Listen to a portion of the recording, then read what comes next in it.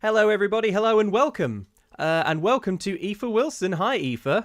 Hello. What an absolute Thank you for having pleasure. me. Thank you so much for agreeing to be part of this Bloodborne Post-Mortem chat.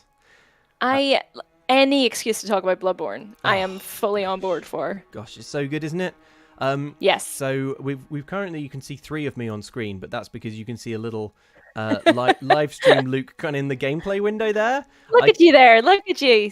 Just at a much more fresh-faced, hopeful look right at the start of your Bloodborne adventure. Oh my goodness, time has not been kind to that young man. When I look at the boy in these images, I don't recognize him. He had no idea that the Orphan of Kos was coming for him. Look at him absolutely serving it out to some of those Village Green some of Society those lads. chumps. Yeah.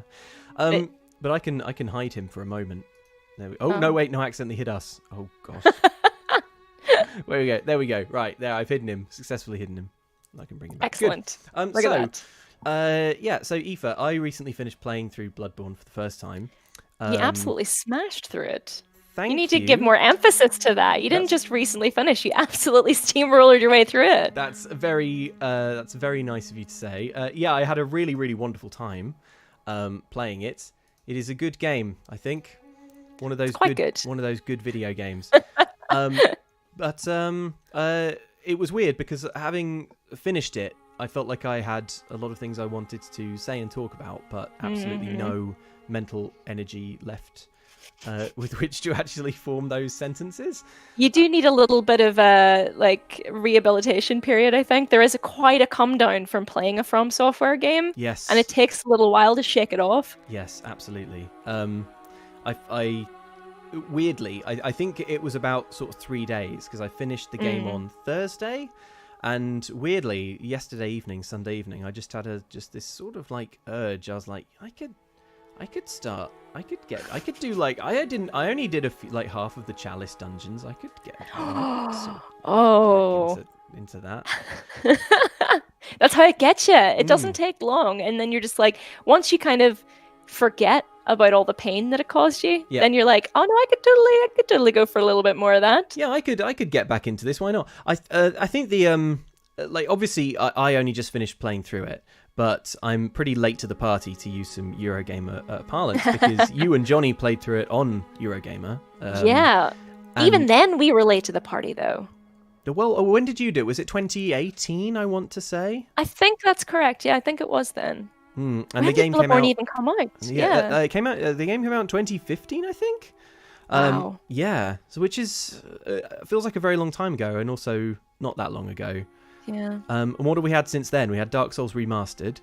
And yes. Did Dark Souls 3? Did that come out afterwards? I think it did, actually.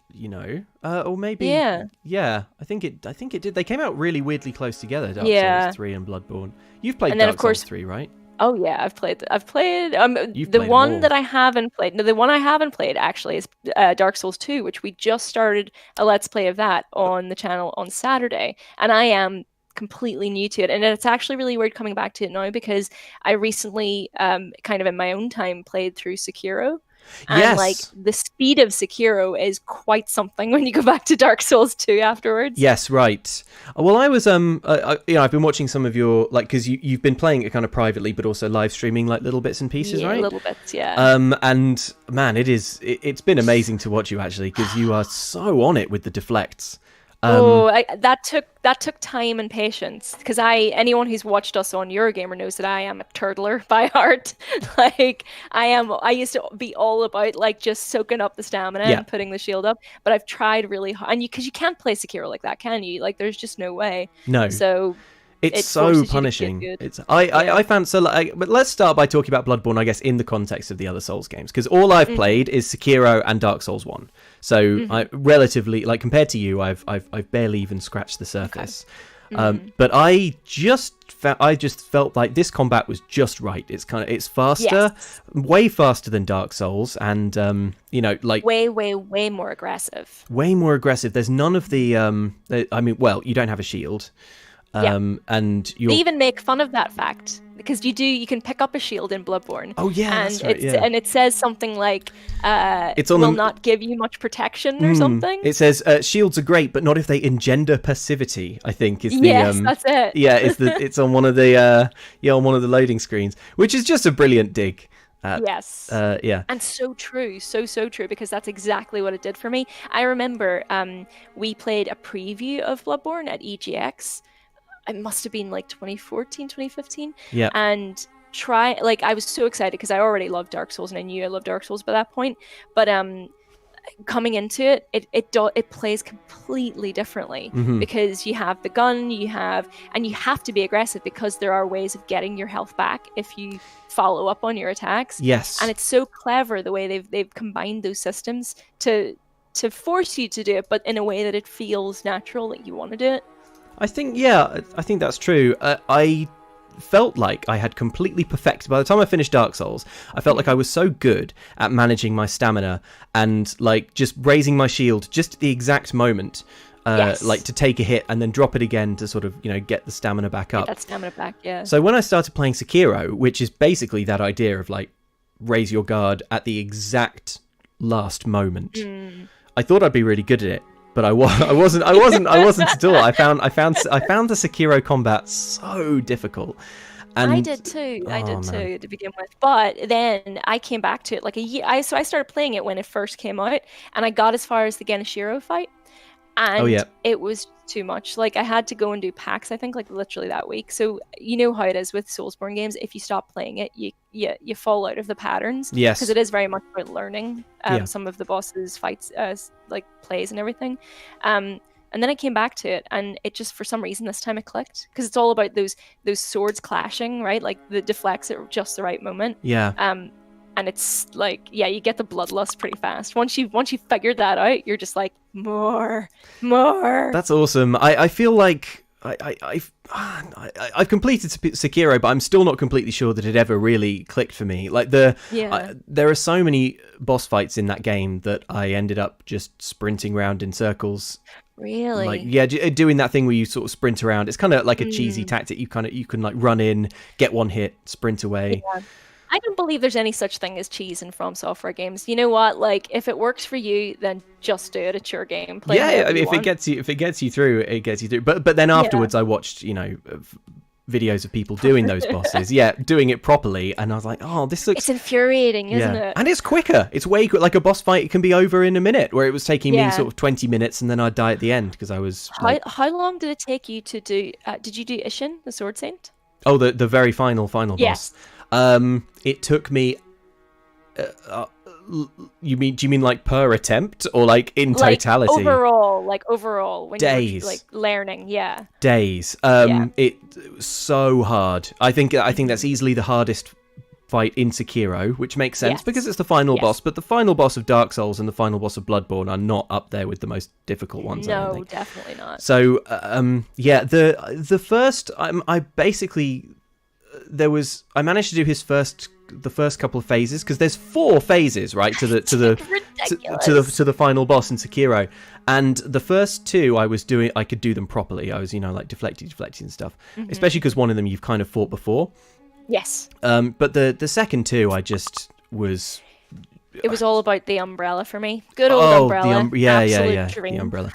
The thing that I did enjoy about playing through Sekiro was it's the first From Soft game that I've played when everyone else is playing it as well. Yeah. And I really enjoyed being part of the online ecosystem of people who were figuring it out, and like looking at YouTube videos that were going up of like, here's some like help with this boss that you're struggling with, and like here's some tactics and things like that. That makes it a lot harder though, like so much harder, because now, so I replayed Sekiro obviously just this month, and now you go back and there are like video essays on breaking down all the boss's moves, so that you can do the whole thing without taking damage, and they're quite comprehensive. But obviously, as you say, it's the joy of playing it with everybody else, where everyone's figuring it out at the same time, but at the same time you don't have that wealth of knowledge that has been built up just yet, so The weird thing is about playing Bloodborne, which obviously is so well documented, by this point, is that like sometimes it could make me feel pretty good because I would do a boss fight or an encounter,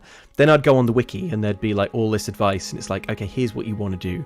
First phase, you want to be hugging this wall. You've got to have this equipped. You've got to have this equipped, and I was like, oh, I didn't do any of that. Cool. And actually, if I had read this beforehand, I think it would have psyched me out. I think it would have thrown me off. I think there's real value to going into a boss fight not knowing that it's going to be like the hardest thing in the game necessarily. There's also a joy that you figure it out for yourself too, because so everyone coming into Sekiro and then trying to do the Demon of Hatred, everyone is like throwing, like they're like, oh, just cheese it, it's fine. And it kind of takes, because there is a very specific way to cheese that boss, it sort of takes away the kudos of actually doing it a little bit. Okay. Unless I filmed myself doing it properly because I knew that it was going to be a thing. Yeah. But I think it's as you say, psyched myself out because everyone was like, oh my gosh, it's so hard. But actually it's not that bad. Like once you learn, it's like any From Software game, once you learn the telegraphs and you have a little bit of patience, you can get there, you know? There is something in Bloodborne, and I generally I only have positive things to say about the game, but there is something that I think that it doesn't get right, and it's really the only thing that I think none of the From Software games get right, and that's that I played through Bloodborne, and people who watch the playthrough in the chat will know about this. In fact, they're all saying bolt paper in the chat because I studiously avoided using bolt paper, but I never feel like the game does a good job of encouraging you to use items or explaining what they do. And that was certainly true in Sekiro and definitely in Dark Souls. You've got because you have is it the candies that in Sekiro? Yes, Echo's sugar, the sugars. Yes, that's right, yeah. And it's the fact that those things do make a real difference, but once you use them, they're gone, and you find them so rarely that they just, I guess they're supposed to be there if you're really, really stuck, in the same way that like in Dark Souls or in Bloodborne you can use a summon, but I just never use them because by the time that you realize like, okay, I've done this enough times that maybe it would help to have a sugar. I don't know. Yeah, I get very particular about when I'm going to use those items because I know that they're finite, especially like in Sekiro with the sugars and the divine confetti. That's the one that makes your sword go purple and cool. Which looks awesome. Yeah. But like so especially because if it's like the healing gourd or whatever, like you know that recharges, and I don't get precious about using that. Yeah. But like I have to have a few goes with a boss first to sort of learn so it's not a waste, because I don't want to waste these items that are so rare. And it becomes like you get really in your head about it. You're like, oh, if I had just done it that one time, I would have done enough damage and I would have taken them down. And it feels terrible. But conversely, it feels terrible, I think, to use an item. So you're like, okay, here we go. I know that numbing mist will help. Let's use the numbing mist. And then you die because like odds are in any given Bloodborne encounter, you're going to die. Yeah. So then you die and you're like, well, out of numbing mist, I guess. It's so like, it's those moments where your palms are sweaty, knees weak, mom spaghetti. And like you've used this item and you've just died and you're like, why did I do it? Just makes you feel so much worse than having because you could have lied to yourself and said, oh, that was just a practice round. It's fine. Doesn't matter. Yeah, but that's the thing. Like I approach every boss fight like this is just a practice. This is exploratory. I'm just getting the sense of getting the measure of it, learning the moves. But then once you start doing that, you immediately start forming your own strategy, and then it's very hard to kind of like reverse out of that and to try a different approach because you're like, well, I've got good at this one. That's true. But do you get it where you get locked in and like, at first you were like dismissing this round. You're like, I'll die in a second, I'll be fine. But then you start to win. And then you start getting closer and closer to the screen. Like I stand up when I start winning because like I'm so like everything tenses up and I need to be as close to the screen as possible. Yeah. But then it feels worse when you do lose. But then sometimes you don't. So for me, it's all about managing my own levels of fear. Like if I can. The thing I really enjoy is the point where you've done a boss fight often enough that you're just doing it and like you're, I don't know, just doing something like I can put a podcast on or something like when I've like had enough attempts at a boss and you're just sort of like thinking about, what's going to be for dinner or something because the fear of that encounter has completely gone out of it. And that's until the health bar goes down further than it's ever gone down before. And then all the fear comes rushing back and you're like, and at that point, more often than not, I go "Ah!" and so true. And you got to hold your nerve. You got to hold your nerve, because otherwise it just gets you. You are your own worst enemy in those games for sure. Although I did really appreciate the fact that you can pause Sekiro, so I could sort of stop and go, okay, right back into it. Yes, now. You really appreciate the things that these games do give you, like the little gimmies. So in Bloodborne, I felt like it was so generous that I could get some of my health back if I if I mashed like the attack button after getting hurt. And in Sekiro, I felt like it was such a great gift that you had unlimited sprint, you know. And that was amazing. And in Dark Souls, the fact that I remember when I first started playing it, and you recharge your Estus at a bonfire, and I'm like, and it didn't cost me anything to get all of my healing items back, and they're there forever. Wow. It makes you so grateful for those tiny little slivers that it hands you. Yeah. Like the bare minimum. It's not kind, so you appreciate those crumbs of comfort. We're all masochists at heart. That's why we enjoy these games. It's fine. How do you like Bloodborne aesthetically, like compared to the other? It's probably my favorite aesthetically. I think. Like, it's just, we were talking about this in the stream just before. Like, I love that whole the grotesqueness of it. But it is so beautiful, and I've always loved From Software because of that kind of that melancholy that it all has. You know, the sense that this was a once grand place and it's just fallen to ruin, and you get the sense of that from a lot of the Bloodborne bosses, that they were once these powerful beings, you know, that were maybe once really beautiful to look at, and now they're just shadows of their former selves. And I just love digging into that side of the lore in the games. And like, I love the fact that maybe a little bit less than halfway through, Bloodborne's, like, the lighting changes, it all sort of shifts a little bit. Yes. My mind was blown the first time, you know, with the amygdalas and everything. Yeah. When you suddenly find out that, like, the world isn't quite as you perceived it initially. Oh, so good. There's things that aesthetically that I love about Bloodborne, and there's things that I'm less keen on.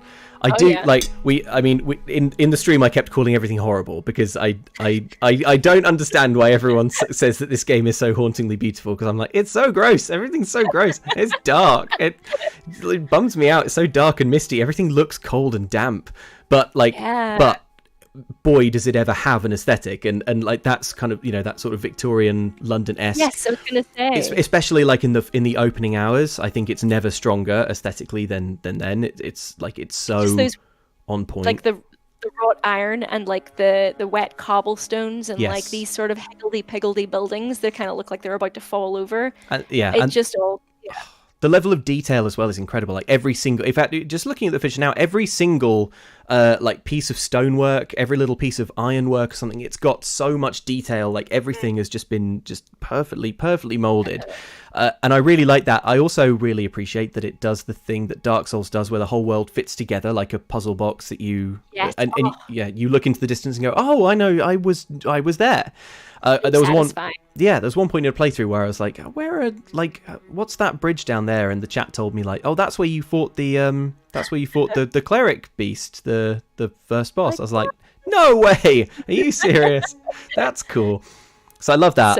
I do like that the world evolves, and as you were saying, like the lighting changes and stuff. We talked about this a little bit on the stream. I'm more into the first half of the game, where it's like Victorian werewolf drama, than the second half, where it's like Lovecraft Cthulhu's, and it's all like birth horror and stuff, because like that doesn't really go all in on that, don't they? they go really on, like there's a point where you're fighting like the Orphan of Kos, which is like attacking you with its placenta, and I'm like, I get it, you know, like it's pretty on the nose and in my face and everywhere. I don't know how subtle you think you're being here, the one reborn, but I get it. So but generally speaking, like, just, oh man, it's a good looking game, and it's funny that. Yeah. And I was less creeped out than I was when I played Dark Souls. There are lots of bits of Dark Souls that I just didn't enjoy because I found the environment so oppressive, like Blight Town and Ugh. I actually find, I agree with that. I think that maybe it was just that so much of Dark Souls is kind of like that medieval, like it's just lots of stone and lots of moss. And I don't know, I guess when you think about it in that sense, there's not a huge difference between the two, but I like what Bloodborne did with its color palette so much more. And I think that there was maybe a little bit more variation in the different, the different areas of Bloodborne. Do you have a most favorite and least favorite area in Bloodborne?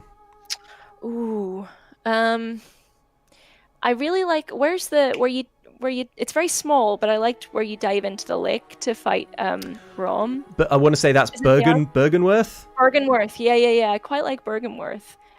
Just because it's like you do have a sense that you've come from a more built up city area into like this sort of twisting. It's almost like going from London to like Cambridge or something like that. Yeah. It's nice. It's like it's kind of the sort of lake house kind of vibe. It's where I would buy real estate in Bloodborne. Yeah. It's only going to accumulate in value, you know. Once you get rid of the giant spider, but yeah. Once we clear out those big things with the big antenna monsters with the sideways teeth mouths. Yeah. Although I do really love the fishing Hamlet as well.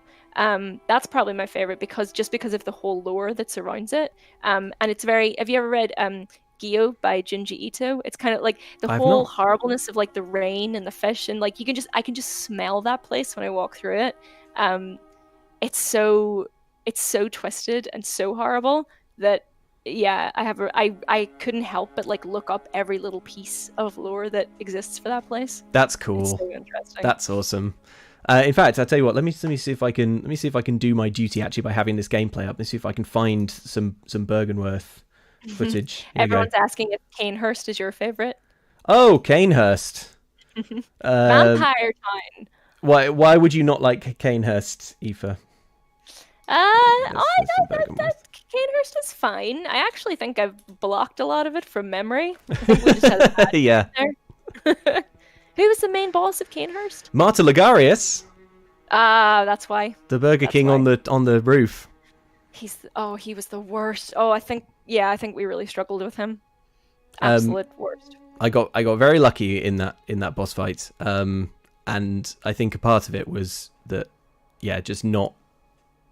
Yeah, I looked up afterwards, like some playthroughs of those attempts, and I was like, oh man, I don't think I even saw that attack. I'm glad, I'm glad that didn't hit me because that would have really freaked me out and I'd have panicked something. Let's talk about the parry mechanic as well, I guess. Before we move on completely, like, how do you like it? I like it, but I wasn't very good at it. Like, I think I got better over time. But parrying, up until Sekiro, actually, parrying was something that I just didn't really bother with all that much. I got better. Like, there were some bosses or some enemies in Bloodborne that I could very clearly, like the slower ones. Remember those big sort of giant boys, the kind of trolls that wandered around? Like I found it quite easy to parry those guys. But the thing with parrying is, like, it's that fear that you were talking about. Like, if you mess up, you're pretty much done. So I would just not take the risk normally. Yeah. And I just try and backstab instead, which is sneaky and cowardly, I know. But like, it was just the way I kind of. The thing that I did enjoy about the parries in Bloodborne, at first I did not enjoy that it consumes bullets, because I'm like, well, why would it? Yeah. I don't want it to consume a consumable when I try and do this core game mechanic. It's the same as in Sekiro, like the way I still can't believe it costs stuff to use your arm in Sekiro. Yeah, I know. That really, really. I used to avoid stressful. Doing so, but you have to. What were they? The little spirit emblems. Yeah. Yes, that's the one. Yeah. Oh man, but like when you try and parry in Dark Souls, like you say, if you screw it up, you're within sword range, so it's pretty dangerous. The thing I did like about Bloodborne is that you can parry from like halfway across the level. That's true. If you can time the bullet to sort of arrive, then you could be like, all right, I'll just stay back here and try and wait until I get my visceral opportunity and then dash in.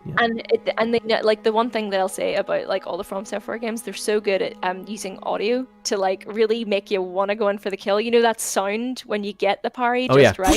Yeah.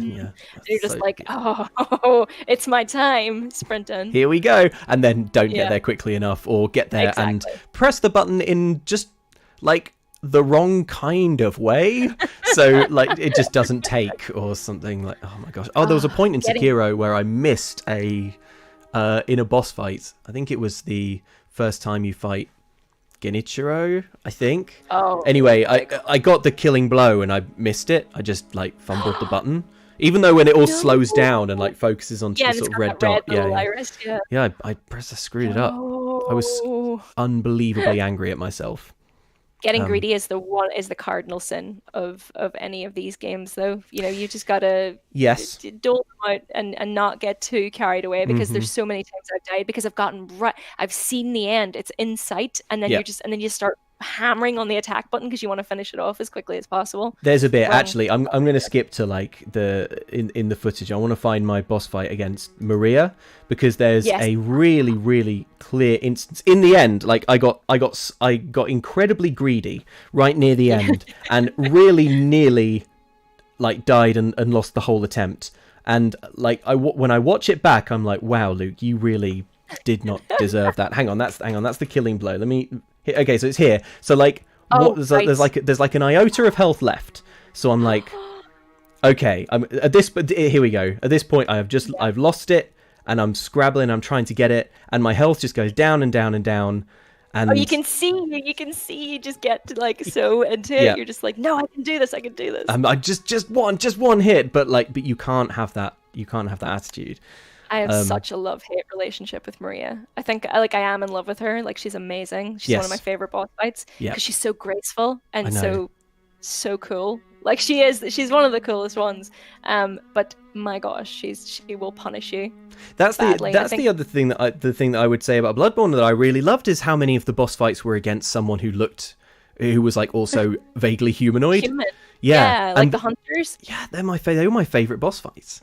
In Dark Souls, you don't get to do that until the final boss. The final boss is like the only. That's true. The only, I may have forgotten one or two, but. No, I think you're about right, because I guess it's because with Dark Souls, once you see a big sort of lumbering boss, you're like, oh, I know how to fight this. I'll get behind its legs and just attack the ankles. Yeah. But the humans in Bloodborne, they're so speedy, and like they behave a lot like other player characters, right? Where they will parry you and they will punish you if you try to do something silly. Oh, you did Maria in one go? Yes. Look. What? Wait, hang on. Are you looking at the chat? Yes, the chat? I am. Okay, all right. Well, the chat's winding you up. Don't go. Pay it no heed. Yes. That's you get out of here. That's not fair. Okay, that's fair. I'll end the stream. That's amazing. I don't know. I think I do well against the ones that are like humanoid. I don't know why. Right. It's the thing that They're more about learning, right? You do. I think so. I think it's just like that you can. The bosses that do well for me are the ones where you can get hit a few times and that's not game over. The boss that the two bosses that absolutely kicked my butt for like hours were the Orphan of Kos, because there's no margin for error in that fight, and Ebrietas, which is yeah. Am I saying that right? Ebrietas. Yeah. Hang on. Let me find that fight, because man, I sucked at that. Yeah. That was, where's that? That's no, hang on. Am I in the DLC here? So like that's just, but that you killed most of the bosses first try. I didn't kill. No, I didn't. That's not. That's not true. That's factually inaccurate. The the chat is flattering me there. Would you go back with would you play it again now? Would you go to New Game Plus? Would I go to? Because I don't feel that compulsion, but then I struggled a lot more than you did. No, I don't think I would. I haven't been really. There we go. There's a Veritas. I wasn't really tempted to. Oh, hang on. There's me farming for blood vials because I lost them all fighting a Veritas. No, I'm not tempted to do New Game Plus, to be honest. I think once you've seen it, you've seen it. Yeah. So I don't know. It just doesn't.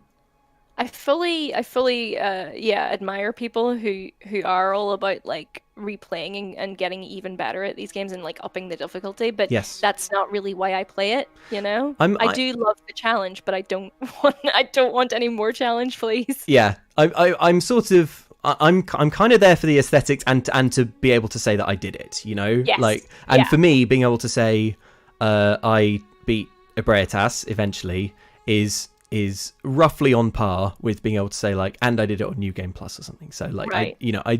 It's it's fascinating to me how much different people struggle with different bosses. Yes, it's endlessly fascinating. Yeah, it is like, and that is, it's almost like a Rorschach test of like people. Personalities as to what like really confounds them or not, because I don't think we struggled with Ebrietas. Definitely struggled with Orphan of Cause. Oh man, but like definitely struggled a little bit with Maria. Orphan of Cause is up there though. I absolutely like detested it to begin with. But like, isn't it amazing? Like by the end, because you get put in that practice and you're really like, you want to win it. I could dodge every attack, and you can just really see that progression, and that's what I love about these games. It force you to get better. Here we go, looking at some Orphan of Cause now. Just unbelievably hard for me, like easily the hardest thing in the game. And the weird thing is that like, I felt like by the end I was like, I knew every attack, I could see them all coming, like when they're signposted, but there's something about I think the thing that tripped me up, and I guess trips up a lot of people, is that the difficulty acceleration in the second phase is just huge. So I found that I was just doing so many attempts where I would like struggle through to the second phase, and then as soon as the transformation happened, it's all like, the electricity starts happening. And it's just immediately killed, like, you know, game over. Yes, I remember that and being like, well, that isn't fair. I didn't even have time to adjust. Like, I couldn't get any practice in. No. And just there are so many like AoE moves and kind of throwing attacks and that lightning that comes out from the beach, and just I find actually that fight, more than any other, the audio cues helped me to know what was coming next, because it's different. It did different screeches for like whether it was going to do like a long range swing or a sweeping move, or like, you know, it took a long time for me to kind of place each attack to a different sound, but once I did, it was like fail-safe every time. And it was like, once that clicks, you're like, I'm so smart, I'm the best gamer of all time. That's unbelievable. I watched the after I finally got the Orphan of Cause, I watched you and Johnny like do that fight, and I really just enjoyed that final attempt, because you're like on another level, you're so in the zone, and Johnny's like clearly feeling obliged to sort of continue making Let's Play jokes and commentary, but it's just like, Johnny, hush.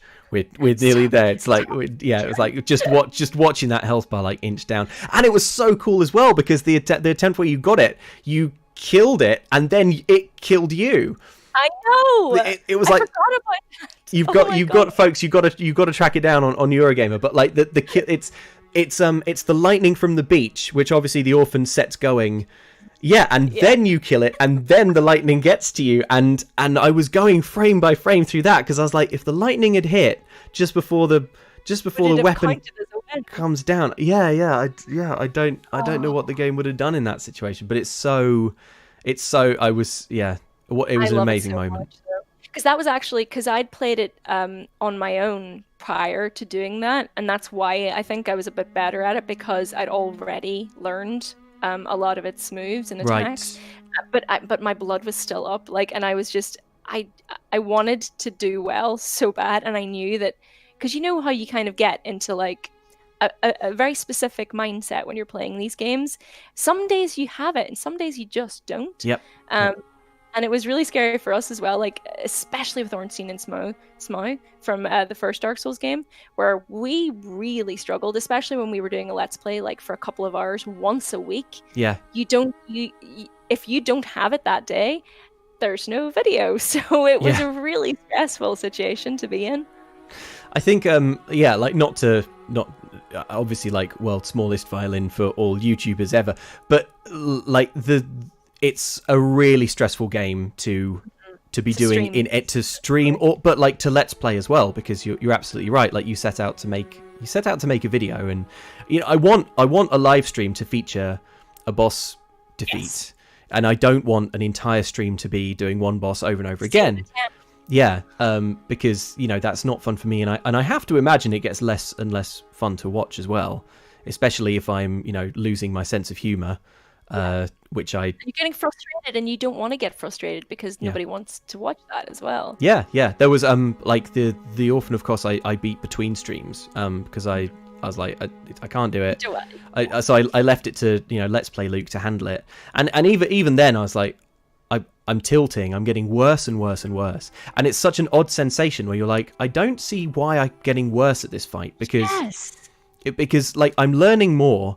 How am I doing worse and worse? And tilting is a really odd sensation, isn't it? Because you're like, I know what I'm doing.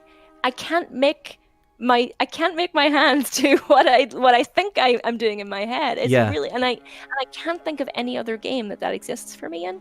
No, I don't think so. And I think it's something to do with the fact that these games are so brilliantly designed to exist right on the knife edge between like doable and too difficult. Like I think a lot of people think of the FromSoft games as being as hard as they can be, but they really aren't. Like it would be so easy to just turn the dials up ever so slightly and make these games basically unplayable. The artistry is in making them just difficult doable enough. Just doable. But I think that means that like if there's any other factors, if you're a little tired, or sometimes if your TV volume is up too high or too low, then like you just can't get in the space.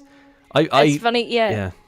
Because you mentioned like putting on a podcast or something else. It's weird that when you take the immediacy of the music, which in those games the music is always so intense and so full on, when you take that away, it's a lot easier. I think sometimes. I think so. I think so. Unless it's one of those bosses where you really need an audio cue, like like you were saying. I think that's one of the reasons why I found like some of these boss fights easier to do on a stream. It's because I was like 70% of my brain was like trying to say things. Yes. And like give commentary.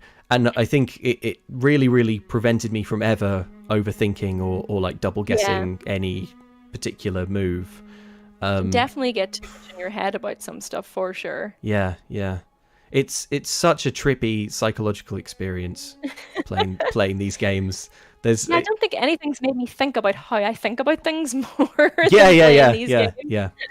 And again, like I didn't find anything in Bloodborne as hard as I found Sekiro in general. But like Sekiro, there were quite a few boss fights where I was like, I've been doing this for 3 hours. I have to go. I want to keep playing because I want to do it, but I have to just go away and I have to come back tomorrow. What did you find?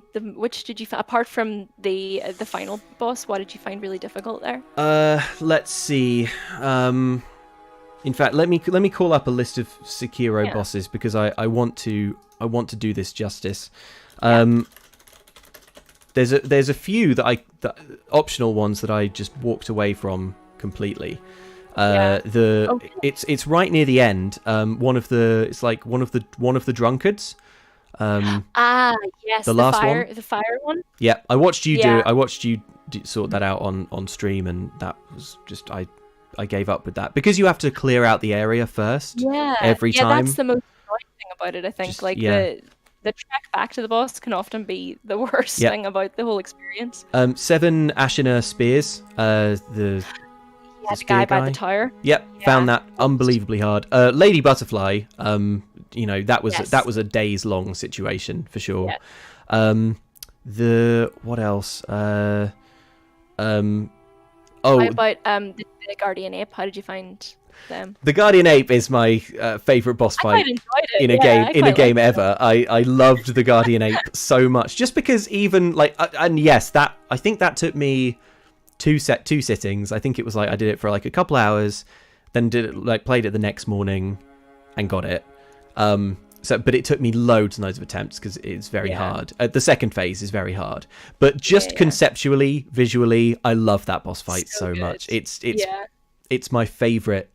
Like, it's so amazingly creepy the way he like kind of dances with his sword, and then when he does the big where he just rolls himself back to full height and then just straight down on you. And the way he puts his head back on to scream is and that attack is an instant kill if you're too close to it, because it like fills up your terror. Is it terror? Yes, it is, yeah. Luckily, I had the lilac umbrella, so I could just kind of stop that from happening. Yeah, which was good. I feel like I maybe went a bit wrong with Lady Butterfly, because in the end I figured out a way of doing the Lady Butterfly that was kind of like half legitimate, half kind of basically cheesing it.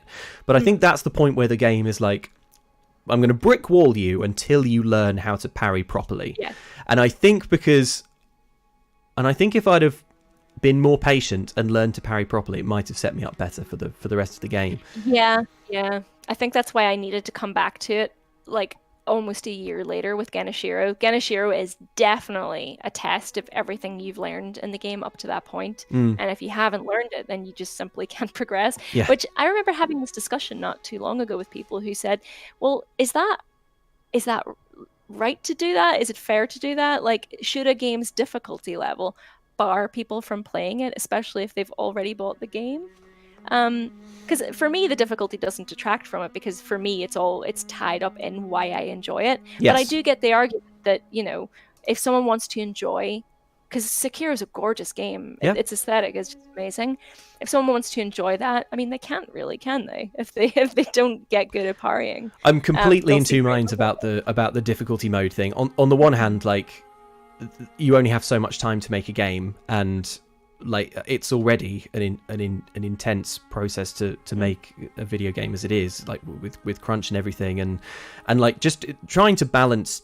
I don't see how you could make a game like Sekiro or Bloodborne if you had to balance two difficulty modes, because like often, like if you play a game, I was thinking about this with Breath of the Wild actually, because I streamed a lot of Breath of the Wild on Master Mode, and it's just not as good on Master Mode. The game is worse. Really? You know, it's fun because it's hard, but it's not balanced. It's not good. Like, there's some things that are too hard, and there are some things that are just too easy. I think compared to the main game, but it was a bit of DLC. They're like, I don't know. The way they do it is they make every enemy that you encounter one stage harder. So it's a real kind of like blanket brute force, like, and everything has regenerating health. Everything. Oh god. Regardless of context. So like, it just feels kind of artificial though, doesn't it? When they're just kind of tacking on a little bit of extra health on it. I think with Sekiro, they built that game around that excitement of the clashing of steel swords, and you totally get that, you know. And that's what you're like. I love the fact that these fights, you could maybe get in like 2 hits and the boss is dead, because it's all about bringing down their posture rather than their overall health, really, in most cases. And that just suits it. Just thematically, it just fits so well. Yeah. And I don't know how you would do that without kind of wrecking the whole thing that the game is trying to tell you.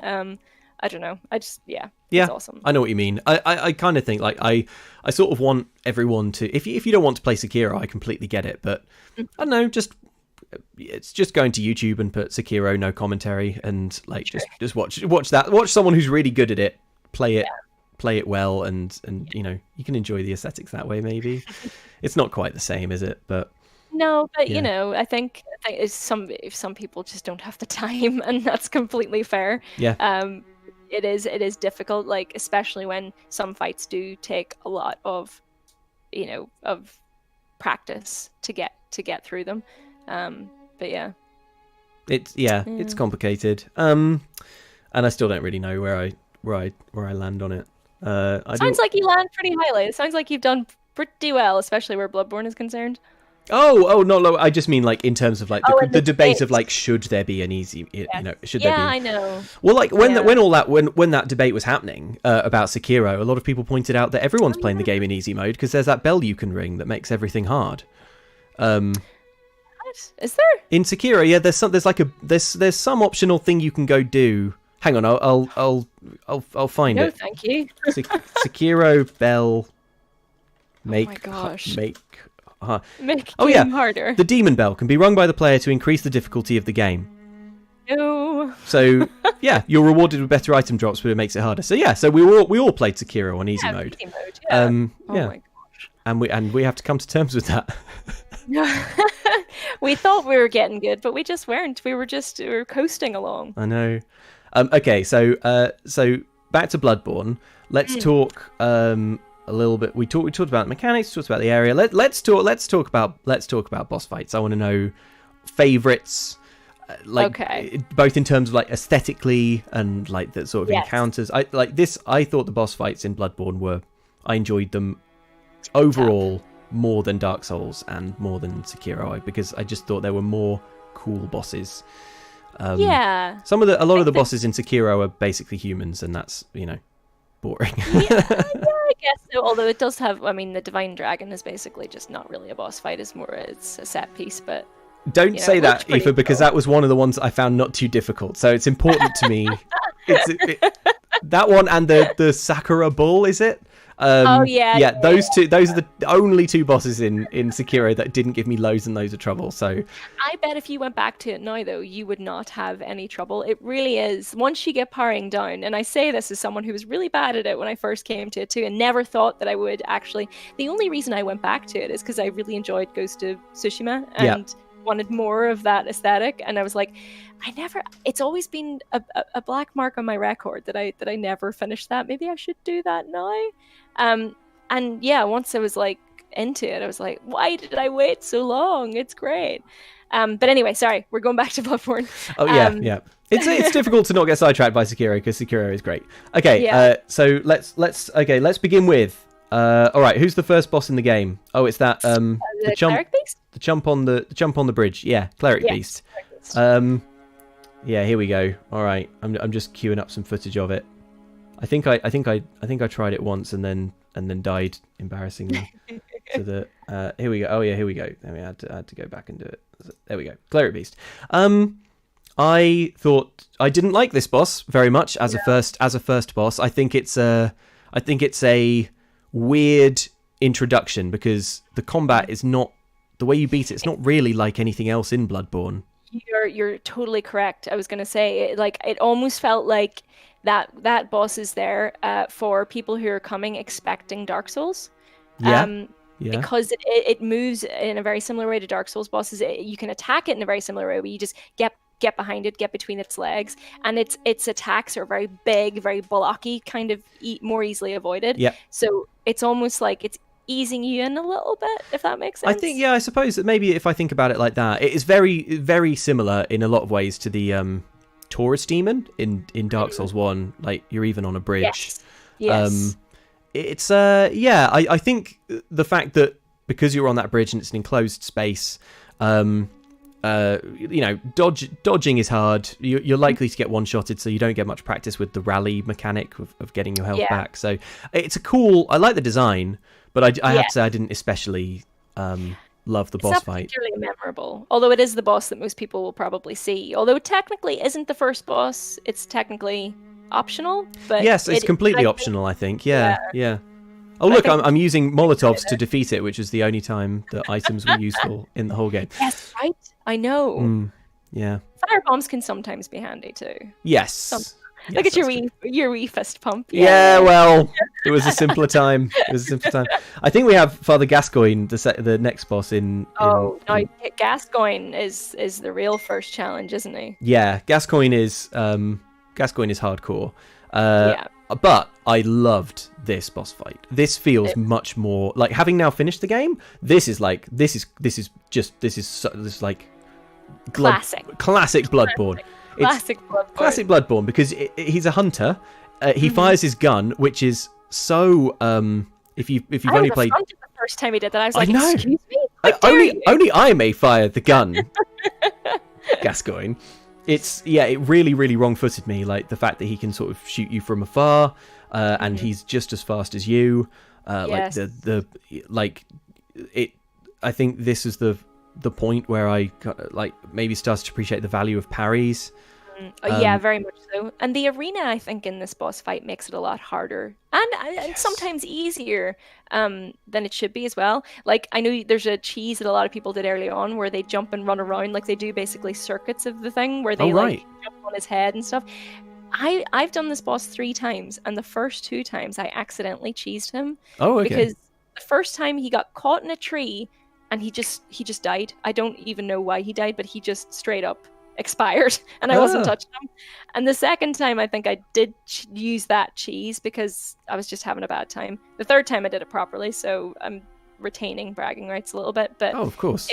But it was good that there are different ways to attempt him, and he is super, super aggressive. I'm watching him now and getting flashbacks. Yeah, I think that the second phase as well, when he sort of werewolves out, is like really scary because he moves so quickly, and wherever you are in the arena, he can get to you in a moment, and he hits really hard. I think as well, like if the first phase encourages you to sort of attempt parrying a bit more, I think the second phase really teaches you to attempt like trying to use the rally mechanic a little, because you just don't have time to heal.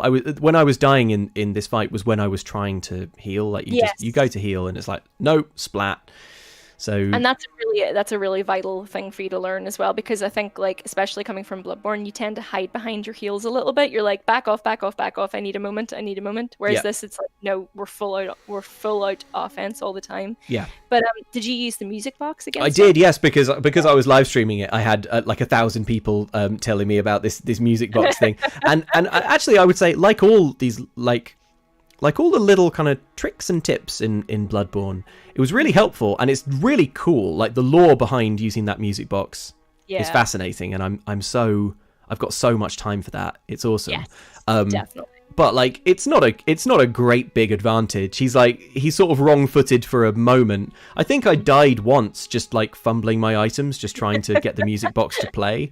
So I like that it's not like a get out of jail free card. It'll give you a slight advantage, but you still got to know what to do, basically. Yeah. Yes, definitely. But yeah, Father Gascoigne, the great boss. You know what? I think we should pick our favorite at the end of this, and I'm going to put him on the maybe pile. Okay, so, like, I like this. Yeah. I'm bearing him in mind for my maybe pile. Okay, so who have you got after that? You've got the Blood-Starved Beast. Is that? I hated the Blood-Starved Beast. I'm trying to remember. I'm sort of you. Right. I'm skimming through looking for the like bit with the like blue, like with the red health bar along the bottom. That's kind of how I'm like finding where the boss fights are. Yeah. Blood-Starved Beast. I think that's the third one. No, that's just a regular werewolf. Oh yeah, here we go. There's that health bar. Yeah. That's your common garden werewolf. Yeah. Yeah. I think I used a summon to get through this, which was kind of fun. I like that. I think summons in Bloodborne cost insight to use, and you end up with more insight. I ended up with more insight than I could spend, so. Yes. It felt fine, unlike Dark Souls, where it's like a real special treat to use a summon. Because it really is. I can't remember what it costs, but you don't have much of it. Is it humanity? Yeah, maybe? Yeah, it is humanity. Yeah, you're right. Yeah. Okay. Which isn't in like super plentiful supply. Mm. But no, I did not enjoy the Starved Beast. I was just like, poison, really? Come on. I like the speed, and again I like the aggression, and I like that the Blood-Starved Beast is mostly like a melee proposition. So it's one of those like stay on its hindquarters and keep hitting it situations. The chat has reminded me that actually when I beat the Blood-Starved Beast, I, like you and the Orphan of Kos, was killed after winning. No. Let me see if I can find this. I don't know if I'm going to survive this attempt. I think like the Blood-Starved Beast, it's fine, but in terms of like interesting boss design, it's not really up there. Yeah, I mean, it's got the sort of like flappy skin flaps, which is, I guess, interesting, but I don't know. It just no. The thing is, like, when I think of the Blood-Starved Beast, I first picture Vicar Emilia.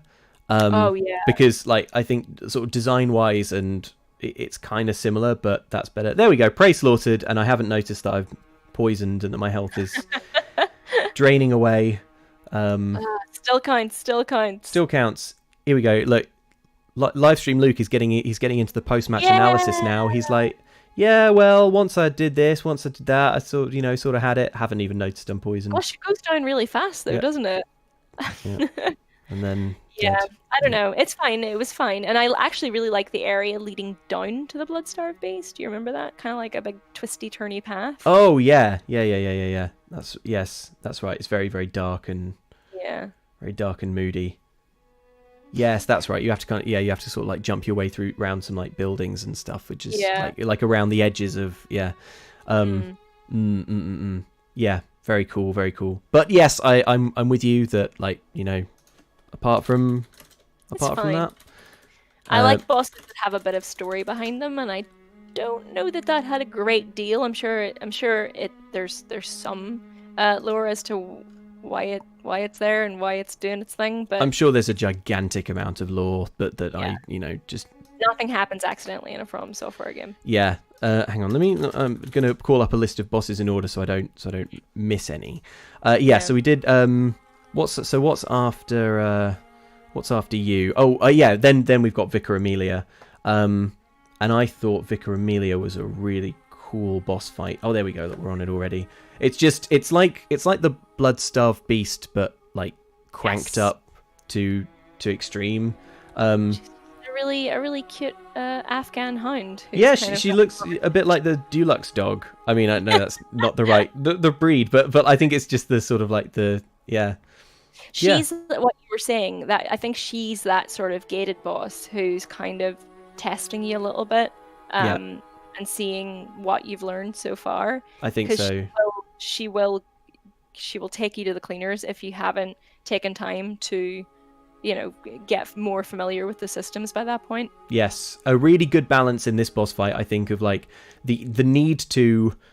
I think I was fighting an instinct all the way through fighting Vicar Emilia to dodge backwards, because when it lunges at you, and in Bloodborne, as you know, more often than not, the smart play is to dodge into the thing and so that you sort of end up behind it or to the side of it.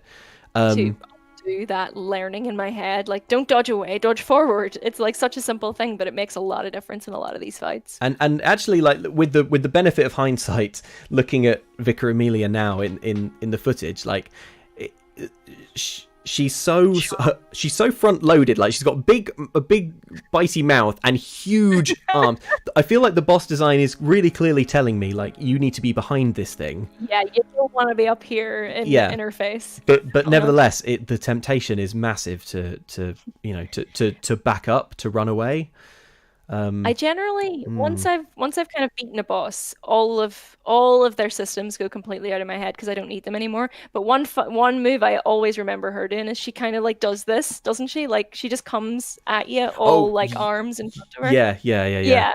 There's she's trying to play patty kick. It's a bit of a I think it's a bit of a theme with the enemies actually in Bloodborne. There's a lot of there we go. You're about to see me because I know you're on a slight delay, but I'm about to dodge backwards and I'm immediately killed. Oh gosh. Harsh. No.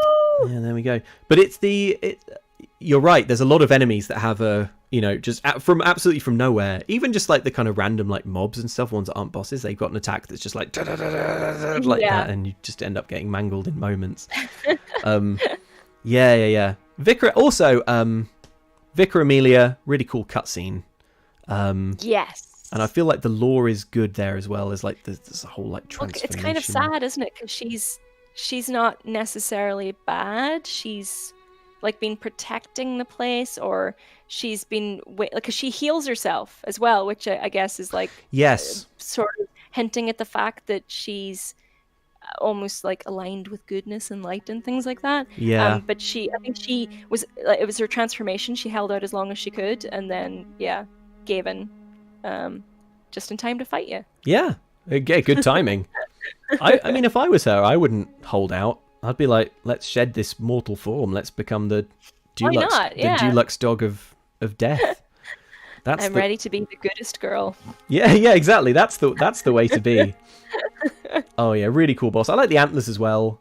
Just like the visually, I mean, it's such a it's such a graphically impressive game. It holds up amazingly well considering it's 5 years old, I think. Like I know. And I love her arena as well, like the steps leading up to the whole cathedral and everything.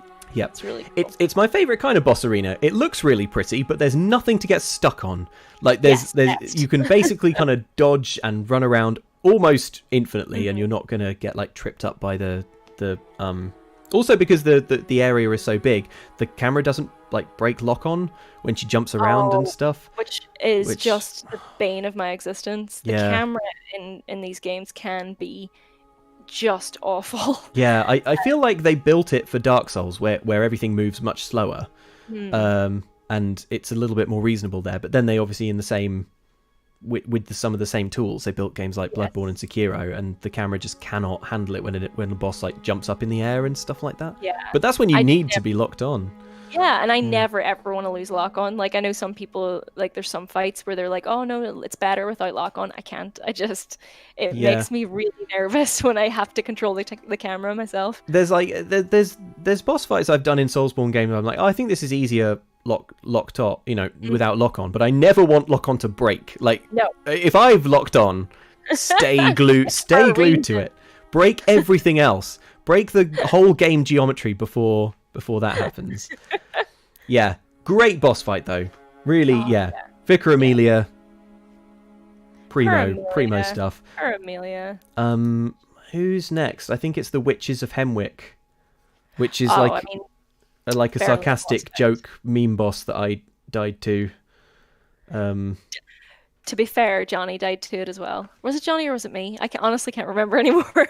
But I think I came into this fight like, giving it the big one, being like, not even a challenge, and I think we died first time. The thing is that I don't think there's any shame in dying to it, because but it's not very hard. It's just confusing. You just can't figure out where you're supposed to go or what you're supposed to do. A lot of these fights are trial and error as well. It's like, yes, if you don't know what's coming, you don't really know how best to protect yourself from it. Yeah, very much so. I like that there is it's almost a puzzle boss. Almost. Yes. Do you remember the is it the Bed of Chaos in Dark Souls? The one that you're not the really... one that everyone cheeses. Yeah. That one is. I feel like that's like too much puzzle boss, like the Bed of Chaos, because it's like you just run through a hole that you couldn't possibly see and kill a worm and it dies or something. Yeah, that is really unfair. I do like puzzle bosses. I like the respite they kind of give you, really, because puzzle bosses are just generally much easier once you figure out how to do it. Yep. And I like the variation that they kind of bring as well. Also, go on. No, I was just going to say, but yeah, like I think that those are examples of puzzle bosses that don't really work all that well. Yes. Another one I would say, I didn't really enjoy the folding screen monkeys in Sekiro, which is it's kind of I felt like a bad person. I know, but it's kind of a puzzle, because you're sort of like chasing the monkeys and you're like, hey, it's so hard to catch them, there must be a trick to it. And there kind of is, but also there kind of isn't. Like you kind of just have to catch them, and then there's the invisible one behind you, and like you have to sort of know how. Once you figure that one out, like I turn around and immediately kill that one, so it never posed any kind of a threat. But the other ones, like I was chasing them around for way too long, and I'm like, this is tedious. This isn't challenging. This is just irritating. Yes, yeah. So Witches of Hemwick. Not gonna be placing high on my list of favourites, but nevertheless, no shame in dying to it, I reckon. No. Oh, after that we got the Shadows of Yharnam. now we're cooking. Oh no! I think we got really feral with that fight. Like, oh really? I think our reaction to beating them is probably one of the most just guttural. Like Johnny had to go out and apologize to the office because the sounds that came out of our mouths were just not really human, and certainly not suitable for an office environment. Because they were. I think they're probably the first really tough boss fight of Bloodborne. Yeah. Like, really, they're the one that gave us like a proper amount of trouble. Emilia was she's challenging, but you can get through her quite quickly, I think. Shadows of Yharnam are just horrible and relentless. I'm going to say this so that it's me and not the chat insisting that you know, but this was the first boss that I did first try. Yeah. Oh no. It ain't easy. It ain't easy being really good at Bloodborne. This boss fight I really enjoyed. I don't know that I would have enjoyed it if I was doing it over and over again, which certainly I'm sure if I tried to do it again, I would not. I would have to do, and I wouldn't have lucked out. In fact, from this point on, because we're now into the second phase where like everyone has snake heads. There's so many. I've watched my own, I've watched my own attempts back, and there's so many points where like I should have. I was just screaming at them. At these snakes just coming out of nowhere. Yeah. Is it? One of them gets a big giant one. Is that? Yes, I think that happens like right when you're near the end. Like when one of them has a little bit of health left, like super big snakes come out. Just the pace of it is nuts. You have to use that big gravestone in the middle to kind of avoid the fire. So were you doing this deliberately, where you were taking all of their health bars down to a little nub before you finished? Absolutely not. No. Oh, really? No, God, no. No, I was basically the strategy I had was trying to keep something between me and the one that does the firebolts, the ranged one.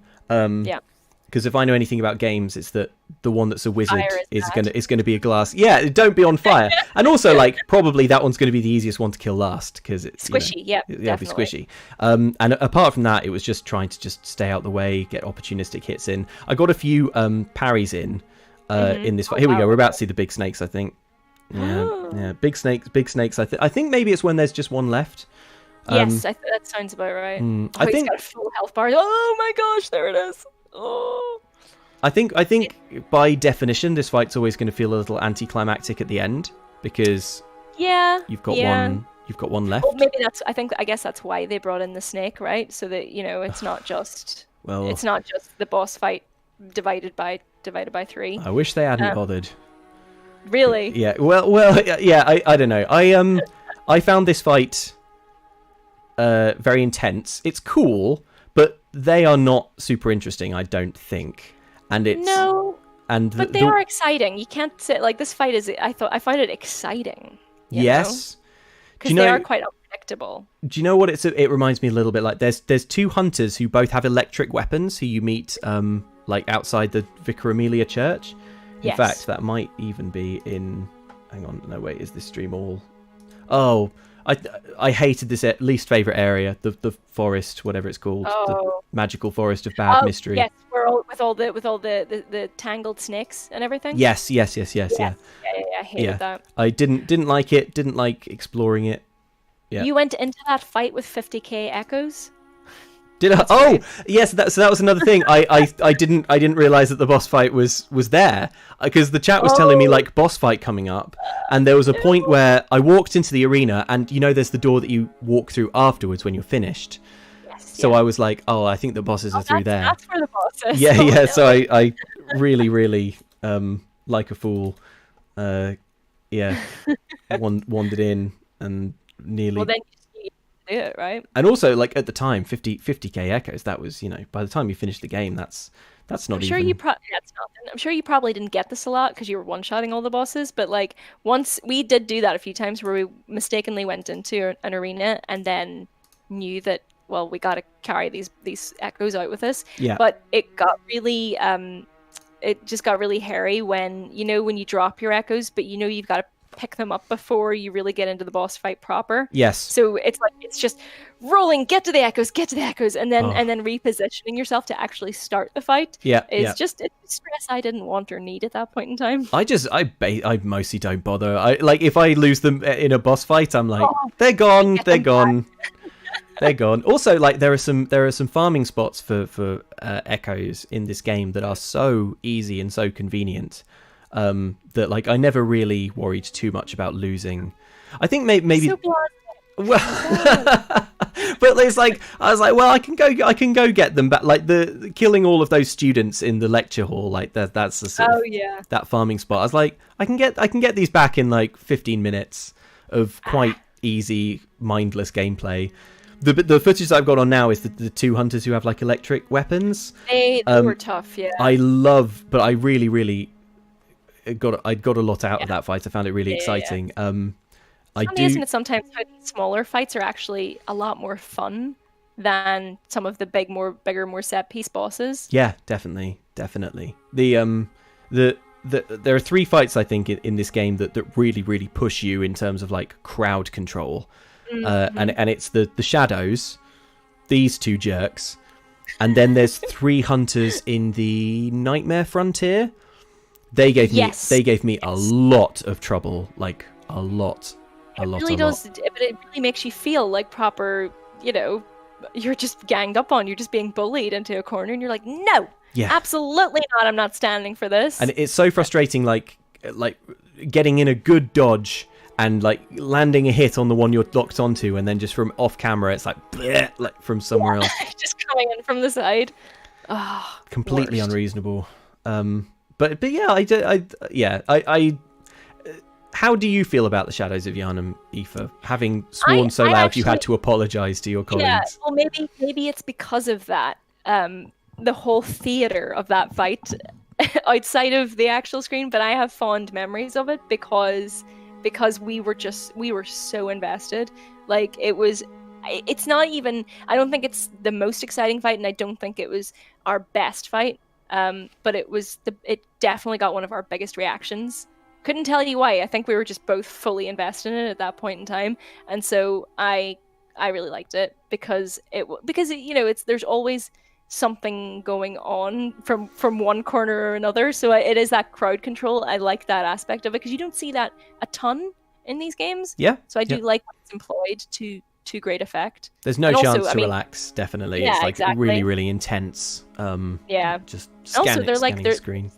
Yeah, and they're like evolved Nazgul as well. Like, let's be honest. So. Oh yeah, that's cool. Okay, I didn't really. I should have thought about them like that. The thing that I like as well is that they're an enemy that later in the game you encounter in non-boss form, and by then you're so badass and strong, you're just like carving them up. They probably don't have as much HP, but it felt really good. But you making that connection is good enough, right? Yes, like, exactly. You're like, I know these folks, and it's a good. It makes you feel like you've come a long way when you can kind of like wade through them. I think in the DLC there's a blood-starved beast in a cave or something, and there's no lead up to it. It's just like an enemy. It just jumps on you.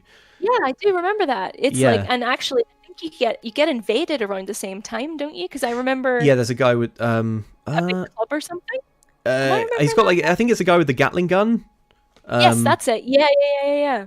And so all of a sudden you're having quite a chill time up until that, just killing these giant fleas, and then all of a sudden, it's just chaos. Yeah, it's that's cool. It's cool to see.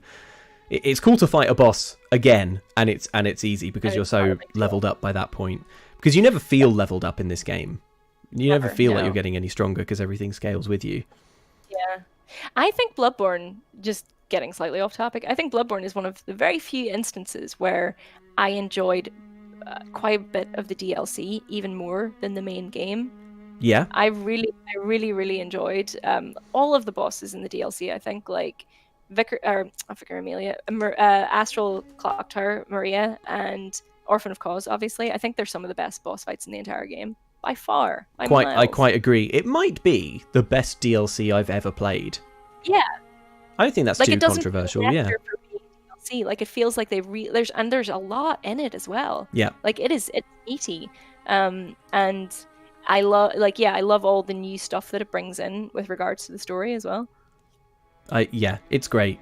As you say, some of the best bosses. Speaking of, I think the next one on our list is Rom. Lovely Rom. How did you find Rom? I got Rom in 1. Tell me. Oh, for goodness sake. Sorry. I found it a cool boss fight. It was a bit more of a thinker. A really weirdly slow pace, I thought. It kind of, but I was into it. I think that like the big question with this fight is like, should I be killing these little spiders, or are they a red herring? That is actually very much so, because Rom herself is quite squishy and doesn't put up too much of a fight. But it is just it's all about minding your environment in Rom, like whether it's the little spiders or when she starts summoning the magic down from the sky and everything. Yeah. If you get too carried away with getting one more hidden, you're just absolutely destroyed immediately. The other thing I really like about Rom is that it's a boss that is not aggressive when you enter the arena, so you can. And I took the opportunity to really look and like get up close and like at the design, which is absolutely horrendous. The tryptophobia, I'm just looking at it now. Yeah, like, but you know, I do think that's cool. Abraitas as well has that, like just not aggressive at first, and yeah, you get that. Are we the baddies? yeah, definitely. Like this spider is just, you know, on some kind of astral plane, just hanging out. Why must we war? You know, and Rom's actually quite important when it comes to, because once Rom is dead, I think the world changes quite a lot, doesn't it? Because you get that vision of the lady at the end of it and stuff as well. Yes, that it's definitely a sky-changing situation. Yes, I seem to remember the chat being very keen. I can't remember what it was, but that I did some things first. Like things are about to be locked off, you know. Yes, but I thought Rom was cool. I did the Rom boss fight again in a Chalice dungeon, and it took me 5 goes. So Rom did totally kick my butt in the end. Was it exactly the same, like with all the little spiders and everything as well? As far as I could tell, it was exactly the same, but the difference is you're in a much smaller room. So like things are a bit more confined. And also the other main difference was that I was incredibly complacent, having, you know, because I was like, oh, Rom, lovely Rom. Oh, whatever. She's not going to be a problem. Rom does lull you into a false sense of security, I think. I don't know why. I knew Rom was difficult, but when we went to like, not stream it, but when we did our Let's Play, I remember thinking, oh, Rom will be fine. We'll be done by this afternoon. We'll have loads of time. We'll be able to get something else done this like later on. But we ended up struggling quite a bit. Just because I think, like on her own or with all the little spiderlings, they're fine, but you can die very, very, very fast. Well, the spiderlings are unbelievably strong, aren't they? They're got little rocks with their heads, right? Yeah, and actually the thing that, so like Rom has several man, like I just got hit by 2 spiders and like my health is just in half. But Rom has like several attacks, and they all hit pretty hard. And one of them is some like savage AoE that you can't really predict because you're trying to get up close to Rom to win the boss fight. Also, the other thing is like the way that all of the spiders are advancing backwards. Like, I think that's really cool because it feels like you are. Again, it's like, are we the baddies? You know, like it's like they're trying to protect Rom, not Rom. Exactly, and you know what you're up to as well. They're like, no, we're holding formation here. Yeah. I mean, it didn't help. It didn't help them, but. I slaughtered them all, it's fine, but yeah. One of those little spiders just did exactly the thing you were talking about, where they walk towards you, just go like... Oh, yeah. Just like loads of attacks. I remember that. Oh, worst. Yeah. And also, like, I think the design of the little spiders is really cool, because when you hit them face on, they don't take very much damage at all, which really makes me feel like that head that they've got is really crusty. Hard, yeah, like a big sort of, like, bone edifice thing. It almost looks like chitin's kind of like desiccated a little bit and like fallen in on itself and just hardened, like calcified over time. Yes, absolutely. And so, you know, design wise, I think Rom is a really cool boss. Also, the arena is awesome as well. I mean, it's vast, but like I love that one, it's well lit, so there's no surprises. And 2, you've got plenty of space. It feels when you actually like get up close to Rom and can start hitting it. I got really, really stressed that I wasn't doing as much damage as I could have been, because I'm like, here we go, I've got a free shot, and suddenly I was fumbling the buttons and just like. You do, and then because you only have a certain amount of hits before she teleports as well. Yeah, and then like there's 3 phases, I think, or like 3. I'm sure you can kill her faster. Yes. I mean, I couldn't, but yeah, like the phases just get harder and harder. One of the things that I think is stressful about this fight is that it takes a long time, like per attempt. It's time consuming. That's the worst thing I found about it as well, is that I'm really impatient and I want to rush through, especially when it's like the first stages, which you know how to do it. You just have to get through, and I'm like, oh, this again. I just want to get to the stuff where I haven't progressed as much as I want to. But like that's how it gets you, because of course when you start rushing, you start making mistakes, silly mistakes. When I was doing this when I was doing Rom in the Chalice dungeon, as I mentioned, I was like, after like the third death, I was like, you know what? I probably don't need to kill the spiders. The little baby ones. I'm probably skilled enough that I can get in and just dodge out, and and it will be fine. And it was worse. There wasn't, I just had to do it slowly and do it properly. Yeah, and it's just better in the long run. You can control them up to a point. I think you can use Rom's own body as a kind of like a bit of an obstacle for them to make sure that they take longer in getting to you. Yeah. But by that stage, it's like you may as well just clear them out and get some nice clean hits in on them first. Yes. As a sidebar, was there I know that when you and Johnny played, Ludwig's Holy Blade seems to be the kind of weapon that you stuck with the most.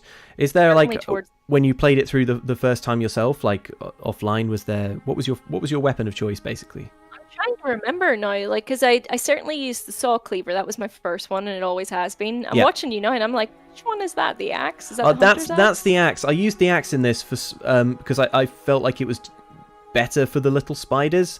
I'm not sure if it was though. I used the saw cleaver basically all the time through the whole game. Because I fully leveled it up. Like I kept it for probably longer to have, I like that. Yeah. I never found anything. Like sorry, go on. We keep No.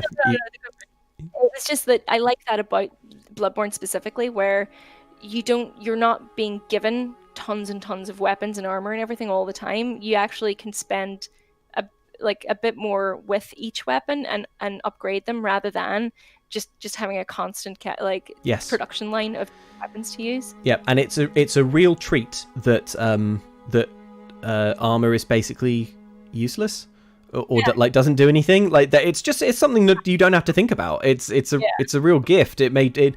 At first, I bounced off it because I was like, how am I supposed to give myself an edge? But actually, just like compared to Dark Souls, where you're always thinking, I'm not dressed right for this. Totally. Yeah, I like it. Like you end up thinking, have I missed some, like, what is you just Google what is the best armor for this game? Yeah. Instead of the one that you want to wear, the one that might be best for your own particular play style. And there are 1,000 people waiting for you to Google that. To be like, well, take a seat. You're really asking 3 questions there. Let me tell you about poise, because it's a hidden stat. Oh, God. You're like, oh, God. I just mean, which one will I not die? And I do love a bit of... I like being able to get more into the cosmetic side of things, Mm-hmm. I want to wear the best looking stuff. And because generally you have the good looking stuff, and then you have the stuff that actually works when it's not just cosmetic. But yeah. Well, I went through all of Dark Souls dressed. I want to say it was the thief's gear that I sort of settled on. I had the Zweihander was my weapon all the way through. Huge, heavy, incredibly powerful, very, very slow. But then I was dressed in next to nothing. With incredible, with like incredibly high stamina regen. So I was. You want to be fat rolling. I mean, that would be the worst thing you could possibly do. So. Well, of course. Oh my goodness. I mean, yeah. If there's one thing commenters won't allow.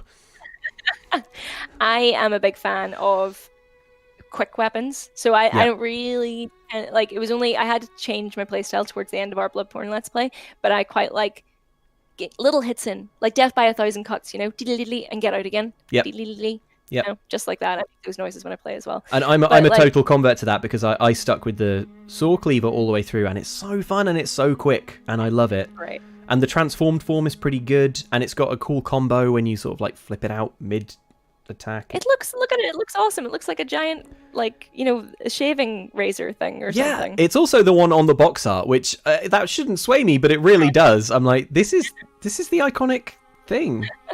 What were the other two? One was the threaded cane, which I never bothered with, really, because it was a bit too flimsy looking. Yeah. And the other one was... Yeah. Right. I think you can do some real damage with the threaded cane if you know what you're doing, but not for me. Not for me. Yeah. Too intellectual a weapon. Yeah. But yeah, Rom. Rom is good. Rom is good. I would say Rom is one of the more iconic bosses of Bloodborne. Yes, definitely. I think everyone knows Rom. Yeah. I'm trying to find now the One Reborn, which I think is the next fight. Where are you, One Reborn? The One Reborn, is that the one with the ladies with the bells up on the balcony? Yep, that's the one. Yeah. Did I do it? Cheating. No, that's Marta Ligarius. We'll come back to that. I can't find the One Reborn. Maybe I forgot to put that video in the playlist, which is something for me to address offline. But yeah, the One Reborn, I was not super into that boss fight.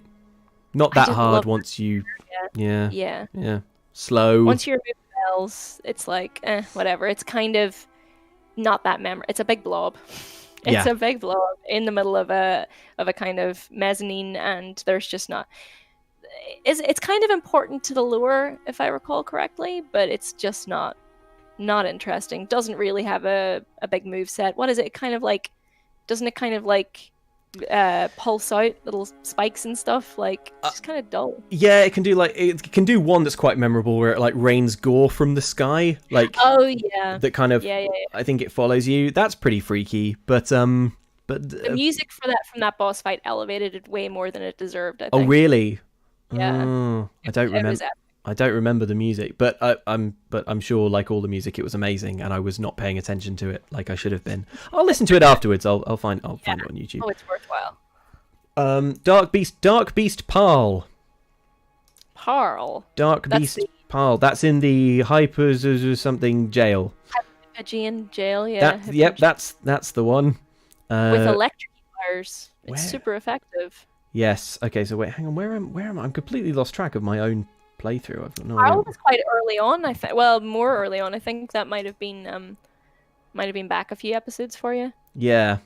Let's see. Parl was another one that I didn't really recall that much. I think Johnny might have beaten that one. I liked Dark Beast Parl as a boss fight. I thought it was pretty rad. It's like a big electric dog. Yes. Where on earth I recall it now because Dystopians reminded me. Johnny skipped Parl. He made us skip it because he was like, no, not doing this. I have beaten Parl on my own. Right. But yes, that would be why I don't remember, because it would have been quite some time ago. It's hard. It's a really hard one, but I liked it. I thought it was cool. Again, there are quite a few boss fights in Bloodborne that are a big, really big, fast animal. And I'm into them. Aesthetically, I love Dark Beast Parl because it's got like the skull face. Yeah, it's really like visually engaging, I think. And the electric thing is a fun thing to keep in mind because you've got the the whole fight is easier when Dark Beast Parl is not electrified, but you only have like a few sort of seconds before. He looks awesome. Look at him. Like he's just really and that sort of the electric. That whole look is just... I don't think there's anything else like him in the game. I don't think so. And it's kind of thematic. Oh, I think this is the area where you get the Tronitus, the weapon that's like an electric stick. Yeah, I remember that. So it's kind of, sort of, it has like a kind of thematic link, I guess, to the area as well. Look at that. Look at the swipes through the air. It looks great. Yeah, awesome. Like you said before, this game looks amazing for being 5 years old. I know. And bear in mind, you're watching like YouTube compressed live stream O-Vision twice over. So yeah, it really, really, I really liked this boss fight. Actually, I feel like there were a few Bloodborne bosses that I knew about before I started playing, like Rom, and like I'd seen footage of the final boss fight before. Not much, just like cutscenes in a few seconds or anything. Not like enough. No, there are different. Oh, German. But not like not enough to form a strategy or anything before anyone asks. But like they were famous enough that I knew of them. But like, did you find the workshop in the game? You know how yes. you have the hub? Yeah, you did. Yes, that's where I got one of my umbilical cords. Yes, that's that I needed. Yes, that was cool. I like that. Also, there are no enemies there, which felt like a lovely. Felt like a really special treat. Yeah, yeah. I feel like Dark Beast Pearl, possibly underrated sort of boss. Doesn't get many column inches, but like really cool. I suppose might be because they're optional. So yes, maybe that's why.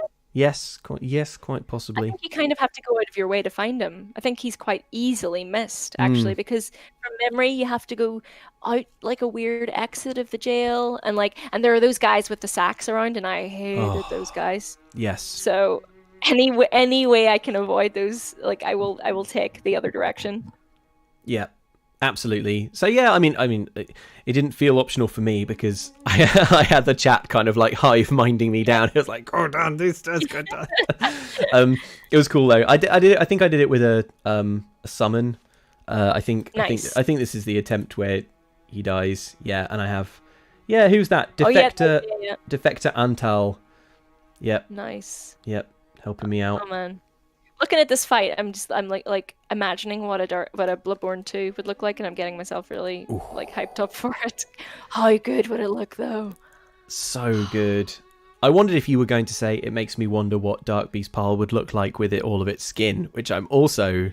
Oh, yeah. What do you think he would look like? Is that like is he got any skin still attached to him? Well, he kind of got like scraps. Ankylosaurus a little bit. Yeah, the thing is, I don't know if I'm gonna. So, there we go. So I've managed to kind of freeze frame a little bit on the skull. The skull doesn't look that dog-like to me. No. I don't know what it is like. Like maybe it's almost more ape-like though, isn't it? Like kind of Neanderthal skull or something. But then my cat's just coming. Would you like to see him? Yes!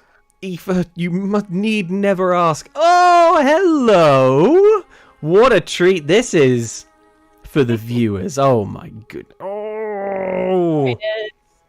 Did somebody... He's not this cute. He brought a mouse in yesterday and it was not fun. So you can wait. Thank you very much. The mouse was fine, by the way. I got him out, so... Yeah, you got like humane traps that you didn't need in the end. Did not work. No, they were rubbish. All it took was a little bit of patience and an upturned porridge pot, and it was fine. Like a Bloodborne boss. Patience. Yeah, exactly. Porridge Patience. Pot. Utilizing your resources effectively. Yep. And lots of swearing, I assume. Oh well, yeah, obviously. The next boss that I've got in my list is the Amygdala. Oh, or Amygdala. Yes. Amygdala. Amygdala. I don't know which is correct. So those are the guys that once you have enough insight, they're everywhere. Yes, and they're you get just hanging on top of and you get to fight one in the Nightmare Frontier, which I really didn't enjoy as an area. No. Really scary, and also not very like on trend because you're sort of out in the woods or like. It looked a bit arid, didn't it? It was just a bit like. A lot of acid and yeah. Oh, also those dudes who throw rocks. Not a fan of that. But absolute worst. I am a fan of this boss fight, even though I think this is probably the boss fight where the camera hurt me the most. Yes. Like just in terms of being so unreasonable. Being quite easy, is that? Would you say that? Well, you one-shot all of them, so you might say it anyway. But I remember I certainly didn't one-shot this one. This was a fair few attempts. It's a cool one. I like the bosses where you can kind of hang around underneath their belly, like sort of chill by their undercarriage. Also, the thing I mostly remember about this fight is that when you whack one of the arms, it looks and sounds unbelievably satisfying. Like there's incredible like audio visual feedback to that. There's like a huge gout of blood like bursts out when you hit the arm. So creepy looking. Really creepy. I forgot what they look like close up because you mostly just see them from a distance. Yeah. And this is the one of the few times you get to see them up close. You could almost believe that they're friendly. Like when you see them around in the world. Yeah, they look quite chill, don't they? Yeah, they look quite chill, but they're obviously not very chill. This guy's an enemy is like a little bit reminiscent of a xenomorph, though, don't you think? Like with its tail and stuff. Well, I'm having such a fun time watching this. But there we go. Hang on, you're about to see one of those amazing gouts of blood. Bit of when I whack the legs. But, yes. Yeah. Wow, so satisfying. But yeah, I'm enjoying watching this because obviously I didn't really pay attention to anything at the time except like my character and their health and where they were. But you're right, it's so xenomorphy. It's almost a shame that it is a fact of these games that you really don't have a lot of time to take in all that gorgeous detail. Yeah, because you're just hellbent on not dying. And near the end of this fight, it starts holding its own arms as a weapon, which is so freaking metal. It doesn't get much more metal than using your own arm to beat someone else with. Yeah, when your arm is cut off and like, well, I know what to do. Pick up arm with other arm, proceeds to kick butt. Yeah, yeah, you're doing tons of damage to it. So you're clearly like, yeah, this looks fine. This is fine. I think the whole way through the game I was appropriately leveled for sure. I didn't do much like grinding or farming for echoes, but I did. I suppose like I didn't skip anything that was optional. I guess, or I'm sure I skipped some things, but like in terms of big areas or bosses, so I definitely was getting, I definitely was leveling up a lot. Yeah, we only ever farmed when we were a bit low on blood vials, which was a lot of the time. But otherwise, we just powered through. Oh, I forgot. We didn't have a lot of time. The chat's reminded me that this boss has a laser beam attack as well, which you don't see if you're like staying under it, but is so cool. I'm gonna try and find it because I just love it. Like this. I didn't like this boss when it was kicking my butt, but in retrospect, it's pretty freaking cool. Where's that? Show me that laser. There it is. Look at that. Because I remember, because there's parts of this area, or actually a few areas, where if you're walking through and they spot you, actually they do get aggressive because you just, without any warning, straight through. And the cool thing about the lasers, which I don't think I've seen in other video games, is that the light, if it touches you, doesn't hurt you, but a moment later, wherever it hits, kind of like explodes like that. Yeah, that's right. See it there. That is really cool. Which was cool. Awesome. Okay, all right. We're gonna. We've only got 12 minutes left of the stream, Aoife, so we're gonna have to rattle through the remaining bosses. Mikolash. Oh, I did not enjoy Mikolash. I mean, what's the fun in a boss that's continually running away from you and spouting the same 3 catchphrases? Like, yeah, we found him extremely tedious. And it's the opposite of what you want from a puzzle boss. Like, it just takes any of the power away from you, and it's just about running through these very nothingy corridors and rooms. There were points in the Mikolash fight where I think I basically like actually put the controller down and was like, chat, where do I go? And bless them, the viewers trying very hard to explain where I needed to go and me like failing to understand it.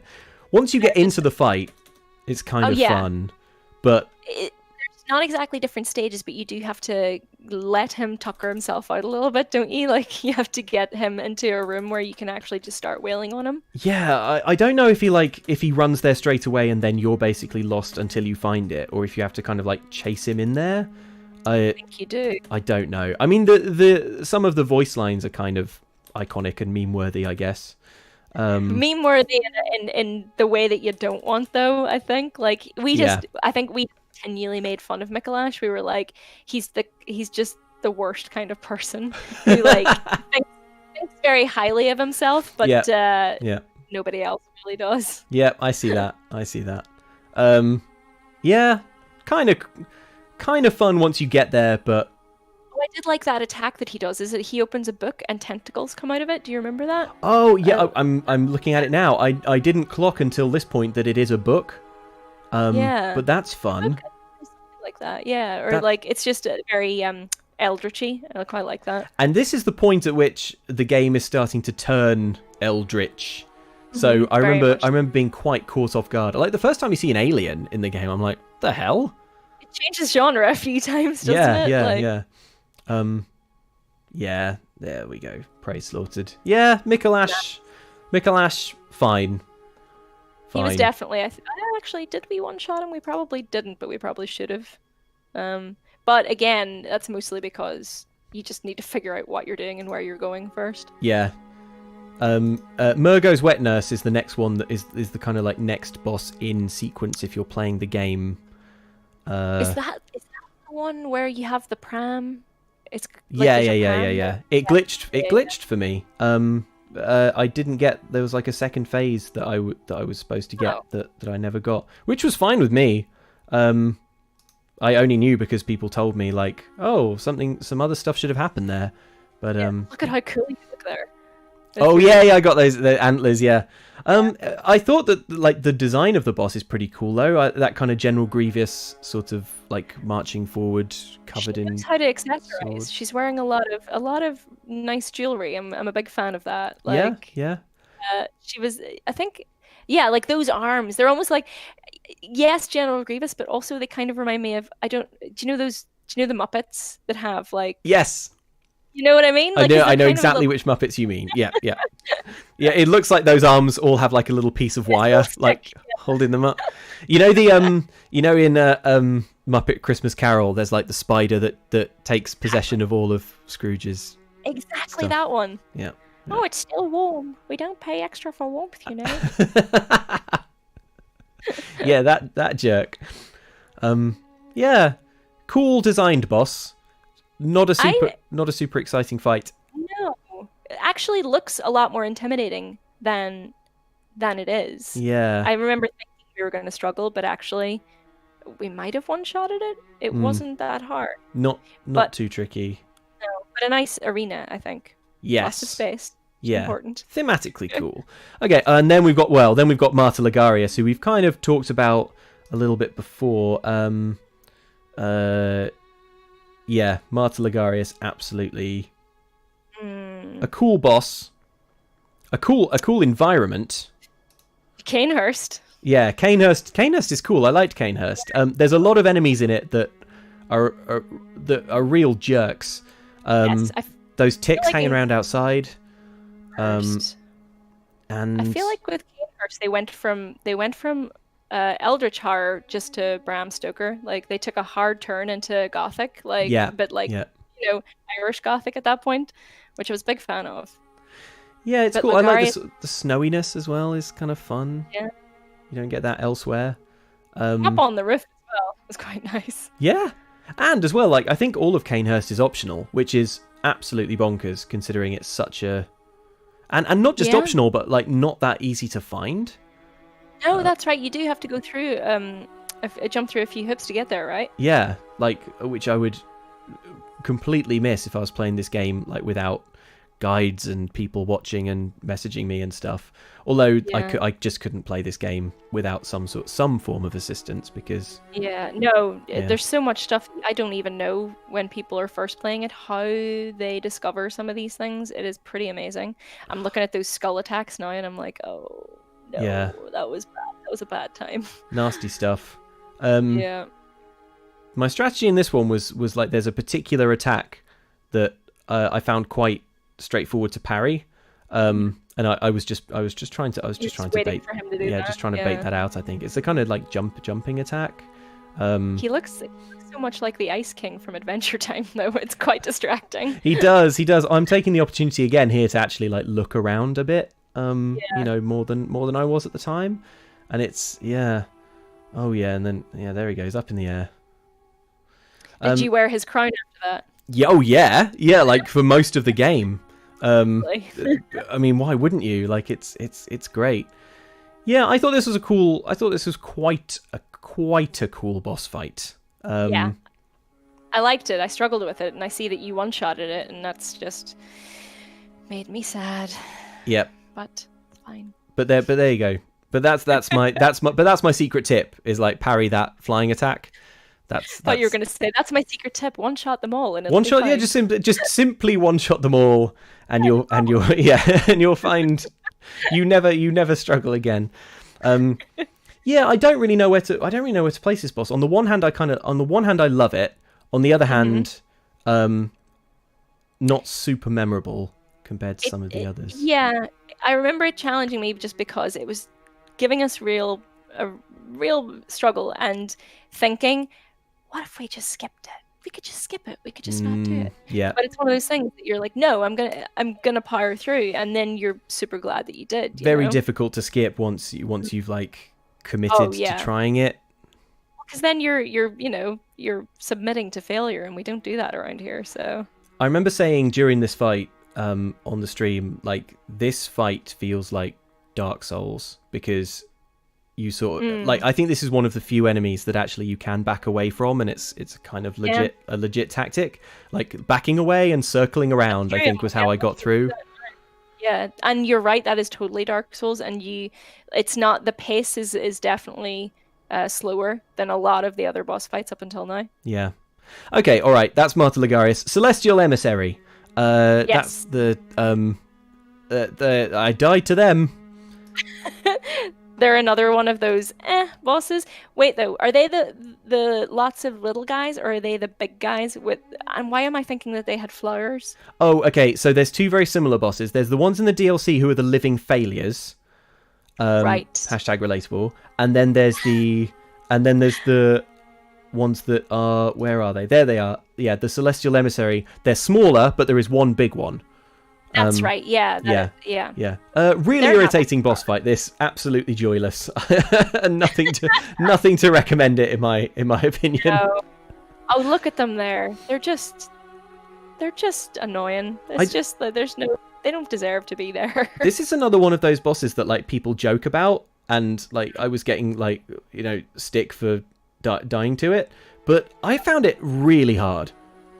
Well, look, when you get right in the middle of them and they start shoving you around, it's almost impossible to get out of that again. Yeah, I was like, what does the game want me to do? Should I kill the little ones? I think I was focusing on killing the little ones, and then just out of nowhere, the just... big one just comes and stomps on you. Yeah, the big one just does some sort of laser nonsense or something. We've talked about Abraetas. Oh man, we have to be really quick now because Andy's about to start streaming Morgan Mondays. Ludwig. Loved Ludwig. A lot of fun, and actually one of the very few bosses in this game that I really distinctly remember all of the separate phases of the fight, because they were very, very different. We're talking about it late, but I think Ludwig is really up there for me. Like, the two phases are really different, but the design of the boss is so cool and so horrible. So twisted, yeah. Yeah. And also, we hear like so much about Ludwig up until that point. Like, he's he's like this deified figure who's done so much and been like so good for like so long. Yeah. And then you get to him and he's this dark, twisted thing, because he's basically been holding the door for so long. Yeah. And he's finally just given in to darkness, and it's like, it's this weird, sad thing where you're like, I guess I gotta put him down then. Yep. And the mid the cutscene at the beginning is awesome. The mid-fight cutscene is also awesome, where he like gets the sword, and that sword though. Yeah. The voice acting is incredible. The design is like, I think this boss fight's got it all, actually. Yeah, it's really, really nice. It's so cool. And then the second stage is like, it's the kind of second stage I like, because it's not harder, it's different. Yeah, totally. It's not the first stage with just a few other moves added. It requires you to oh god, look at him there. Yeah. Oof. It's a lot of fun. This fight rules. Also, as you say, you're kind of a little bit, you've at least, I mean, I wasn't paying loads of attention to the lore, but I'd heard of Ludwig, if only because I was refusing to use his holy blade. And like the horse design, it's got like horse legs sticking off of the butt in like weird angles. It's just so sad. Like, he's clearly been this saintly figure, and now he's just a bit like, they don't even give him the dignity of looking cool. He's just a bit horrifying, sad. You can talk to the head afterwards. The cutscenes are amazing. Oh, I think that I think Ludwig's my favourite. Really? Maybe. He was a lot of fun. But then you've got Maria. I mean, how do you solve a problem like Maria being in your list of bosses? Maria is just great, and like but the thing I like about Maria is she's not flashy, she's not fancy. She's been waiting for you, like she's that artwork of her sitting on the chair. Yeah. So cool. That's the old hunter's like key art, isn't it? Yes, it is. Yeah, with that lovely the stained glass window behind her and stuff. Oh, she's so awesome. She's great, and I like a graceful kind of boss fight as well. Where like she's not relying on any big sort of unfair moves. It's just her blade against yours, and I really, really like that. Yeah, it's her blade against yours, and more often than not, she's faster and better. Yes. And when you can do that well, it's almost like it's so beautifully choreographed. Yeah, like everything looks so graceful. It's nice. The other thing I really like about fighting other hunters is that they tend to have a transforming weapon that like in a way that you can't really predict back and forth through the fight. They'll like swap, like back and forth from using one and then the other. Oh, Maria is amazing. Yeah, that whole is gorgeous as well. Yeah, and like I remember really struggling and really wanting to get through this fight because she's clearly that whole clock tower bit behind her is like how you get through to yes. Is it the yes, that's right. That's the entrance to the fishing hamlet. Yeah. Yes, that's right. And it was just like, I want to see what's beyond. Yeah, it could not feel less optional. Yes, exactly. Yeah, it's like in the middle of this linear path. Yeah. Maria's great. Maria's amazing. What else? Oh, Living Failures. No, don't need to talk about that. Lawrence on fire in the Cleric DLC. Beast. On fire, Cleric Beast, pretty much. Cool. That's probably doing him dirty, but he's fine. He's not. I like the second phase where he's dragging himself along and his legs are gone and he's spewing lava. That's that made me feel kind of bad. Yeah, that's awesome. But I would say, although Lawrence is a really cool boss fight and was hard, I think can't really get near my favourites because it's so similar to the Cleric Beast, like in terms of definitely like it more than the Cleric Beast. But yeah, but it just looks like boss fights that you've done before. Like, oh, it's a big thing that's on fire. How original, Yeah, I'm with you. Living Failures. Don't need to discuss the Living Failures. Irritating hard. Which just leaves, I think, the final bosses. Gehrman and Moon Presence. Okay. Gehrman was cool just because of the history that you had at that point in time. Yeah. It wasn't particularly challenging, but it was a really nice setting for the final boss. And you knew that area was there the entire game. Yes, but you couldn't get there. I know that's important. I know what video games are about. And the Moon Presence was a bit of an anticlimax, I'm gonna say. I think so. I think anticlimactic for sure. Also frustrating because one of the key moments in that fight is the attack that takes all of your health except for one, and the only way and you can get silenced if you get blood on you, I think is the technical term, which means you can't heal anymore. A dirty fight. There was no honor there.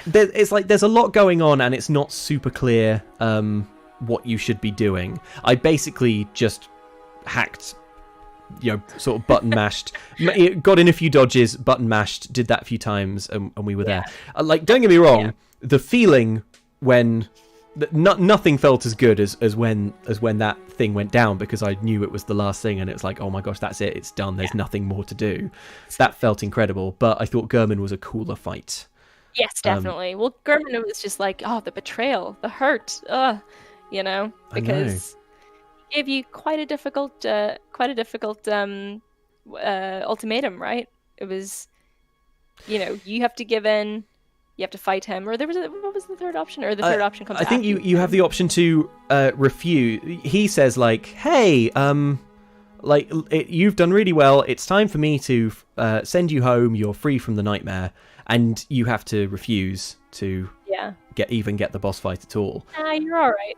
I will forego that. Thanks very much. Although that's technically the bad ending, isn't it? Because you're prolonging the whole cycle. Yes, I think so. But the thing is, like, how would you know? Like, I had the chat in my peripheral vision, and it was just a wall of like reviews, because people worried that I would choose the wrong thing or something.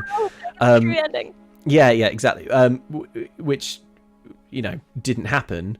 But if I was playing the game when it came out without loads of guides, I think I could easily, you know, maybe this is one of those choices that doesn't really matter. Surely they wouldn't deny me the final boss fight. But they would. They would, because Sekiro is the same as well. Like, you have to do quite a lot to get, you know, the best ending. Yeah, which I did get in Sekiro, but it's so many hoops to jump through and things to do in a funny order. Yeah. You'd never figure it out by yourself. But then you're not supposed to do it by yourself, are you? You're supposed to be part of the community. Yeah, community. Figuring it out. So I don't think we missed any bosses there. So which is your favourite in the game, Aoife? Cause is my favourite, which we actually did. Well, we talked about it earlier. We talked about it earlier. Yeah. But I love how much it challenged me. I love how good I felt when I beat it, and was actually quite good. Like, I really did get better at the game because of that. But also, I just love the arena. I love the whole lore behind it. Like, I love that the Great One is like washed up on the beach, and this poor thing is just born into the world and immediately has to like club something to death. Like, It's just very cruel. And yeah, I was just so memorable. I will never forget how I felt when I beat that boss. Amazing. Good pick. Yeah. I am going to call it a tie for me between Maria and Ludwig. But what immediately strikes me there is that we've picked 3 bosses from the DLC, which is remarkable. That's pretty amazing. Yeah, I think that really speaks to what you were saying about, like, is this the best DLC ever? I mean, so many great bosses in the game, so many memorable encounters, but like, those are the ones that are gonna, when I picture boss fights, that's what I'm going to be picturing. Bloodborne 2, please. I want it. No more. No more. Okay, well, with that, I think we've got to wrap up because we've gone over, and Andy's going to want to be streaming his Red Dead. So thanks so much for watching, everyone, and thank you so much, Aoife, for being here. I really feel like I've managed to get basically everything off my chest now, so this was very Anytime. I will talk about From Software games just until the cows come home. Well, if you've enjoyed watching this and you want more from Aoife and From Software, you're currently in the middle of, you've only just started a Dark Souls 2 playthrough. Yes. So I will pop links in the description to that. So there's already a link in the description to go to Eurogamer and subscribe if you haven't already, which I absolutely recommend because they do incredible stuff. But thank you so much, everyone, for watching. Take it easy, stay safe out there. I'll leave you with some Orphan of Kos footage, as if you haven't seen enough hours of that already. All right, take it easy, folks. Bye. Goodbye.